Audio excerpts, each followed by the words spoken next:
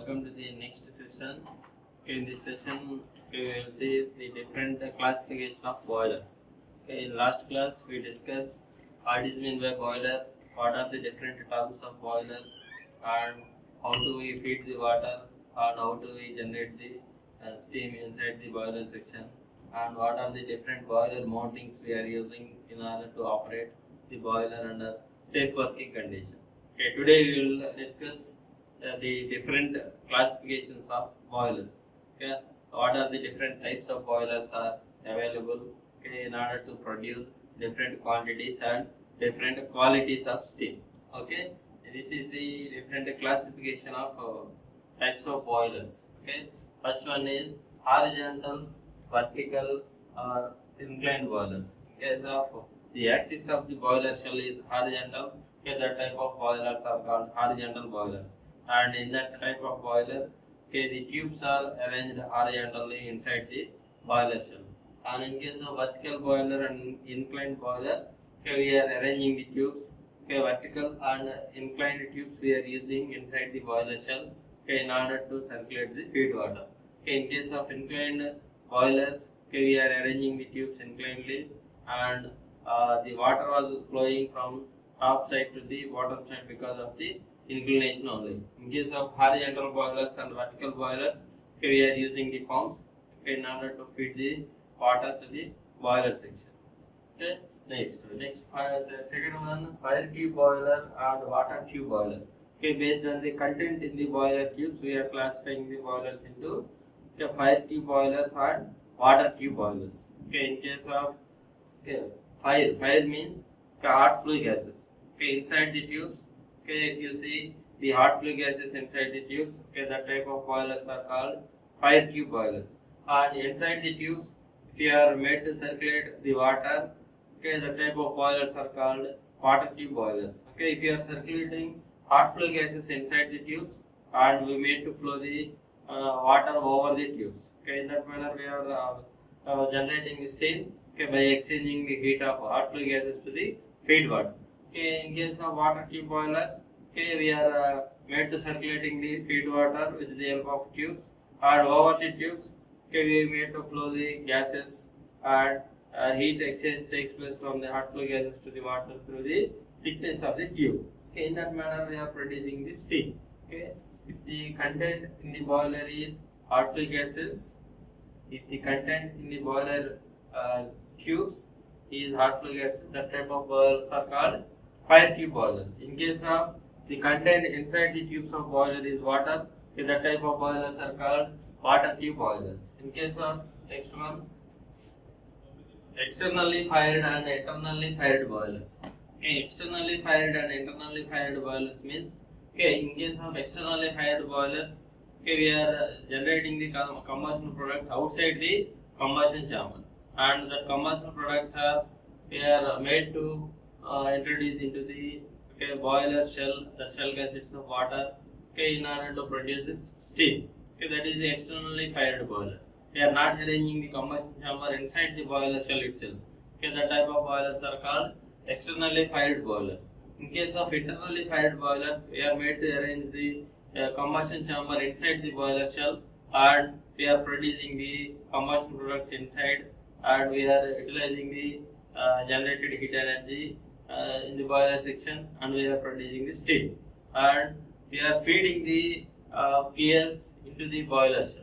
Okay, in case of internally fired boiler, we have to feed the fuels into the boiler shell. Okay, next, forced circulation and natural circulation boilers.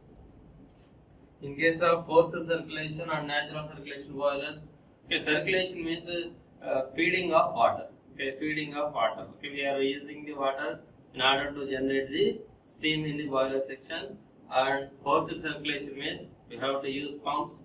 Okay, we may use 2 pumps and 3 pumps and single pump, okay, based on the requirement of production of steam. Okay, and based on the customer demand, okay, we have to use number of pumps, and with the help of pump we are sending the feed water to the boiler section. Okay, if you are using the pump, that type of boiler is called forced circulation boiler. Okay, if you are using the pump, okay, in order to feed the water to the boiler cell, okay, that type of boilers are called forced circulation boilers. In case of natural circulation boilers means, okay, we are not using the pump. Okay, we are not using the feed water pump. Then how do we feed the water means, okay, because of because of inclination and because of gravitation, we are, okay, made to circulate the feed water to generate the steam. Okay, that type of boilers are called natural circulation boilers. Okay, in case of high pressure and low pressure boilers. Okay, in case of high pressure boilers, we are producing the steam, okay, with good quality like superheated steam. And in case of low pressure boilers, we are producing the steam with okay, low quality and quantity also less. Okay, that type of boilers are called low pressure boilers. Okay, in case of stationary and portable boilers. Okay, in the meaning of stationary means, okay, we are locating the boilers at one location only. We are not moving the boilers, okay, from one place to another place based on the requirement and applications. Okay, that type of boilers are called stationary boilers. Okay, the small capacity boilers. Stationary boilers are small capacity boilers. And in case of portable boilers, okay, we are carrying the portable boilers from one place to the another place, and based on the requirement, okay, that type of boilers we are using for smaller scale industries. And in case of single tube and multi-tube boilers, okay, if you are using the single tube, okay, in order to circulate the feed water, and if you use multi-tubes in order to circulate the feed water, based on that also we can classify the different types of boilers. Okay, why we are using the tubes means, okay, tubes are having different lengths and different diameters. Okay, if you increase the length means we can accommodate more water inside the tubes. That's why we are using the number of tubes in order to feed the water into the boiler section. Okay, these are the different classification of the boilers. Okay, let us see, okay, how do we arrange the different types of boilers. Okay, what is meant by horizontal, vertical or inclined boilers means, okay, if the axis of the boiler is horizontal or vertical or inclined, then it is called, okay, horizontal boilers. In case of high tube boilers, okay, if the hot gases are inside the tube and water is outside the tube, okay, it is called, okay, fire tube boilers and water tube boilers. Okay, examples of fire tube boilers are Cochrane boilers and Lancashire boilers and locomotive boilers. Okay, we will see the next slides, okay, the images of Cochrane boilers and Lancashire boilers and locomotive boilers also.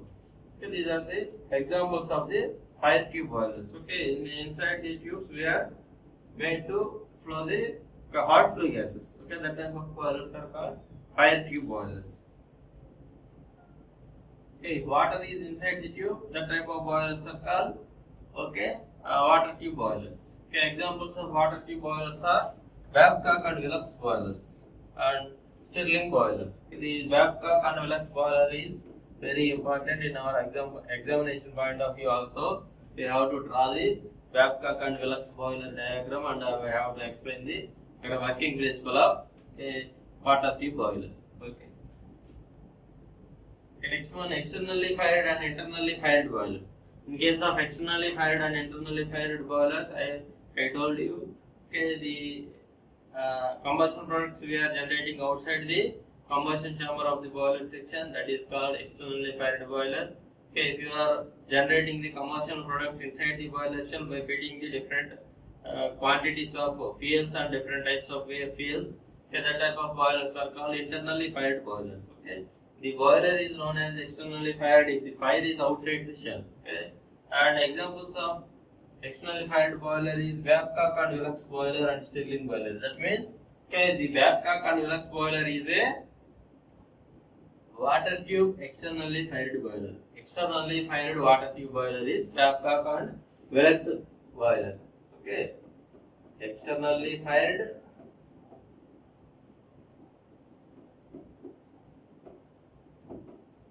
and water tube boiler. Externally fired and water tube boiler. If you are using the pump, externally fired water tube.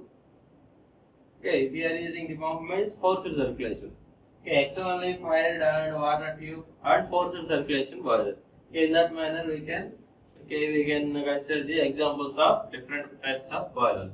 Okay, in case of the boiler is known as internally fired boiler if the furnace is located inside the boiler shell itself. Examples of the type of boilers are Cochrane and Lancashire boilers. Okay, forced circulation and natural circulation. As I told you, okay, in case of forced circulation, okay, we are using the number of pumps. Okay, the type of boiler, the circulation of water is done by a forced pump. Okay, that is meaning of forced circulation boiler. Okay, examples of forced circulation boiler, Wilks and Lamont and Benson boilers. Okay, generally we are using this type of forced circulation boilers for producing the high pressure, also called high pressure boilers. Forced circulation boilers are also called high pressure boilers. From this type of boilers, we are generating the more quantity of steam. Okay, in forced circulation type of boiler, the circulation of water is done by a forced pump. Examples of this forced circulation boiler is Lamont boiler and Benson boiler. Okay, these two are also very important in the examination point of view. Benson boiler and Lamont boiler. Explain the working principle of Lamont boiler within its scale. Explain the working principle of Benson boiler within its case. Like that, we may expect one question in the external examinations also. Okay, in natural circulation type of boiler, circulation of water in the boiler takes place due to the natural convection and the application of heat. Okay, these are the examples of the natural circulation type of boilers. Okay, next, high pressure and low pressure boilers. In case of high pressure boilers, okay, the boilers which produce steam at a pressure of 80 bar. Okay, if you produce the steam with a pressure of 80 bar, okay, that type of boilers are called high pressure boilers. And above are called high pressure boilers. Examples of high pressure boilers are Babcock and Wilks and Lamont and Benson boilers. All these are the high pressure boilers. Okay, the boilers which produce steam at a pressure of below 80 bar is called low pressure boilers. Okay, Cochrane boiler, Cornish boiler and Lancashire boiler, these are the examples for low pressure boilers.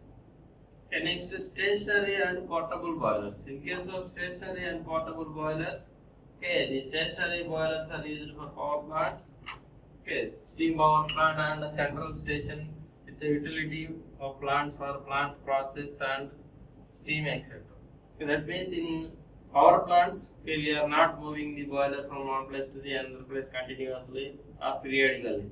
Okay, in that case, we are using the stationary boilers. In case of portable boilers or mobile boilers, we are moving the boilers from one place to the another place based on our requirement. Okay, in case of mobile or portable boilers, include locomotive type and other small unit for temporary use at sites. Okay, for temporary use only we are using the portable boilers. For temporary use only we are using the portable boilers. Okay.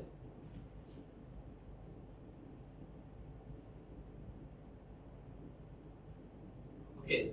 See the difference between the fire tube boilers and water tube boilers. Okay, this is the very important short answer question in your examination point of view.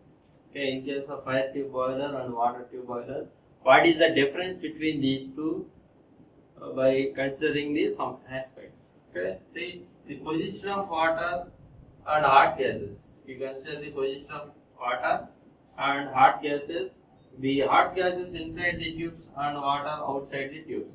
Okay, in case of fire tube boilers, okay, the position of water is outside the tube and the gases we have to made to put inside the tubes. Okay, in case of water tube boilers, okay, we have to made to flow the water inside the tubes and the hot gases outside the tubes. Okay, next, second one, okay, mode of firing. Okay, in case of fire tube boilers, okay, generally internally fired. Fire tube boilers are internally fired boilers.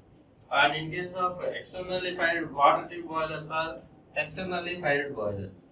And in case of operation pressure, you consider next aspect, operation pressure. Okay, limited to the 16 bar. Okay, we are operating the fire tube boilers. Okay, limited to the 15 bar. Okay, next water tube boilers can go for 100 bar. So from water tube boilers we are producing the more power. And in case of rate of steam production, Okay, in fire tube boilers we are producing the lower steam production, and water tube boilers we are producing the higher steam. And in case of such suitability, okay, it is not suitable for large power plants, and it is suitable for large power plants, okay, large capacity power plants. And in case of construction, the fire tube boilers are very difficult to construct because hot flue gases we have to made to flow through the tubes. And in case of water tube boilers, the construction of water tube boilers is very simple. Okay, these are the different boiler accessories. Okay, the boiler accessories we are using, okay, in order to increase the efficiency of boiler. Okay, we are using these four boiler accessories, okay, in order to increase the efficiency of boiler. Okay, previously we discussed boiler mountings, okay, to operate the boiler under safe working condition. Okay, in case of boiler accessories, we are using, okay, to operate the boiler, okay, and to increase the efficiency of boiler. Okay, feed water pump. Okay, if you use a feed water pump, we can feed the more water to the boiler section. Okay, we can generate more quantity of steam. In that manner, we can increase the efficiency of the plant. And in case of economizer, okay, we are heating the feed water in the economizer section, okay, up to the saturation temperature. Okay, then we can easily increase the steam generation rate, and we can reduce the heat requirement in the boiler section also. In that manner, we are increasing the boiler efficiency with the help of a economizer section. In case of air preheater, okay, we are using air preheater in order to heat the outside atmospheric air for creating the good combustion products and for fast combustion and complete combustion of the fuels. Okay, by using air preheater, we can reduce the wastage of the fuels, and heat generation quality increases. In that manner, we can increase the efficiency of the boiler. And in case of superheater, after generation of steam in the boiler section, we are increasing the quality of steam with the help of a superheater. After passing the generated steam from the boiler section to the superheater tubes, okay, from the superheater tubes we are producing the superheated steam. Okay, inside the tubes, okay, we are superheating the steam. Okay, that superheated steam having the good quality and higher enthalpy values, then we can easily produce the higher work output and higher efficiency from the boiler section. Okay, in that manner, we are increasing the efficiency of the boiler with the help of a different boiler accessories. Okay, we will see in the next session, okay, with respect to the line diagrams, okay, the boiler accessories. Okay, thank you.